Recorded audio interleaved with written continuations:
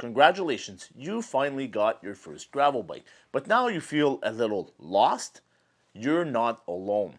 I'll show you the simplest and most impactful modifications you can do to your gravel bike to make it ride like a dream from day one.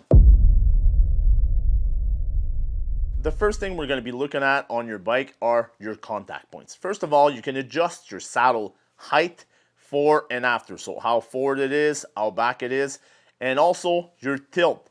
All those little modifications can have a huge impact on the comfort of your bike. The second thing you want to think about when you're looking at your saddle is saddle design. All of our bodies are made differently, so that's why there's a plethora of saddle design on the market, because you can find one that really fits your body well and that will be comfortable even if you're going on super long rides. The second contact point we want to talk about is your handlebar. There's a lot of designs of handlebars on the market. Some have very little flare, some are very wide, some are narrow, some have very little reach, some have super deep drops, shallow drops. There's a lot of variations there. I personally just changed the bar on my Trek Checkpoint Gen 3 ALR4. I went with something that's still 420 millimeters wide because that's the width of my shoulders, so I'm comfortable when I'm in my hoods. And I went with a bar with super big flares, 37 degrees. So the bottom when I'm in my drops, we're talking about 540 millimeters. That gives me a lot of leverage on the bike to be comfortable, in control, and very confident when I'm going down super fast descents. On those handlebars, you also have bar tape, and bar tape can have various thickness, various grip level. That is something that you will find when you're trying out bikes. So when you go on rides with friends, just try to take their bikes and just go for a ride and feel if you want more squish, less squish on your handlebar tape. Do you want something that's more rugged? Do you want something that has less grip or more grip? You got to figure out all that stuff out.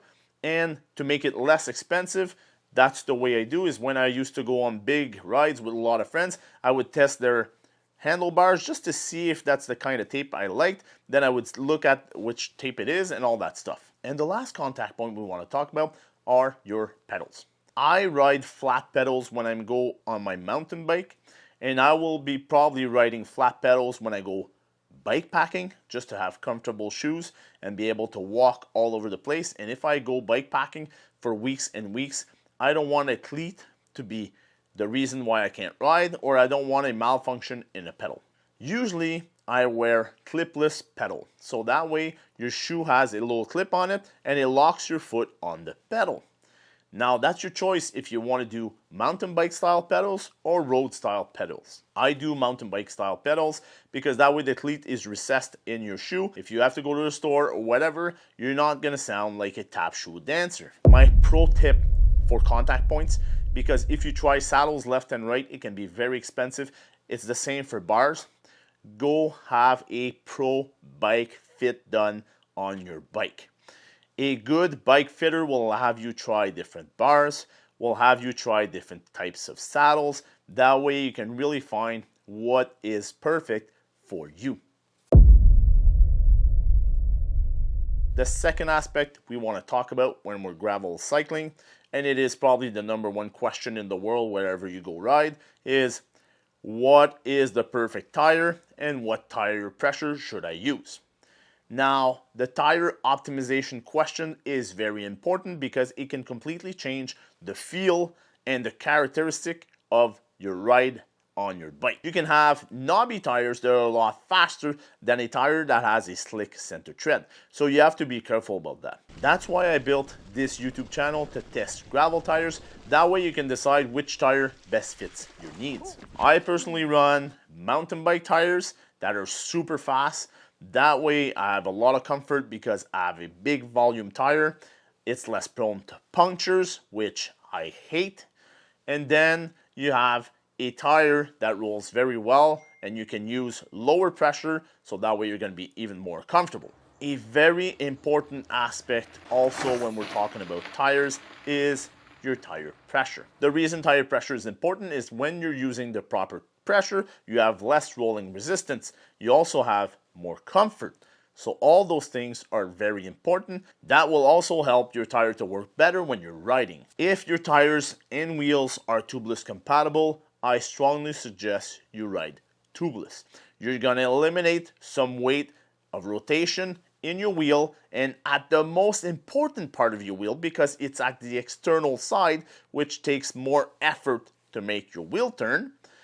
And also you can run lower pressure without a risk of puncture. If you don't know how to do a tubeless setup, just go to your local bike shop.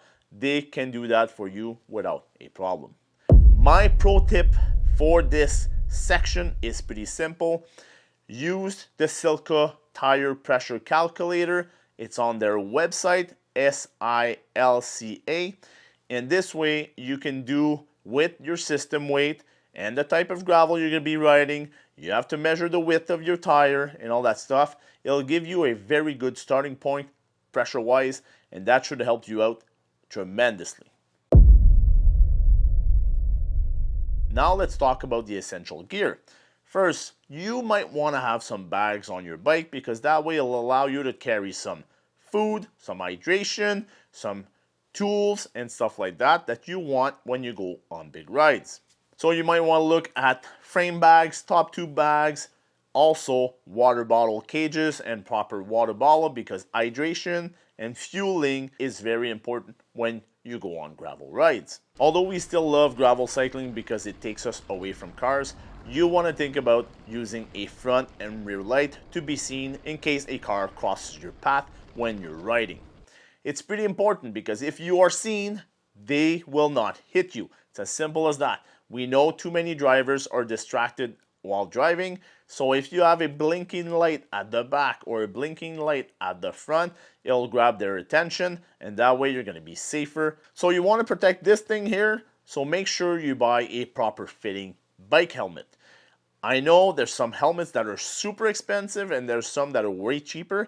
What you have to remember is that all the cycling helmets have to pass a minimum criteria of safety to be able to be sold in your various countries. So that means that even the basic one is still safe. The most expensive one can be safer, not always the case, but most of the time it probably has other design features that are very useful. Choose a proper helmet for your fit and your need. I would never recommend somebody to buy a helmet online and just wait to get it home. Go in the shops and go try them because our head shape is different for everyone. So my pro tip for this category is pretty simple. If you have access to the Decathlon store, go buy your front and rear light there. Also, they have amazing helmets. They have one that is very well ventilated and they have one that is more aero. I personally have the aero helmet. Now the last thing you have to think about when you just purchased your gravel bike, it's pretty simple. You need a tool repair kit. So you want a multi-tool, you want some tire levers, you want a patch kit, you want a spare tube, you want a mini pump, because if you don't have a mini pump and you're trying to put air back in your tire or your tube, well, you won't be able to. So you need that pump.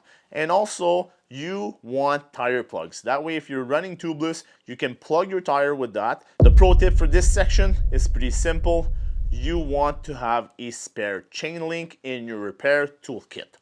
I've had personally a chain break on me when I was very far when I was mountain biking. Those are my basic recommendation if you just got your first gravel bike. And also if you're wondering if the salesperson in the store is just trying to get you to buy more stuff or not. There's some stuff that is needed right away and there's some stuff you can wait for longer down the road. Most of the people that are out there on group rides have a lot of experience, so they can help you out with finding the proper tools, the proper accessories that you want for your needs. I hope you go out there and enjoy the thrill of your rides.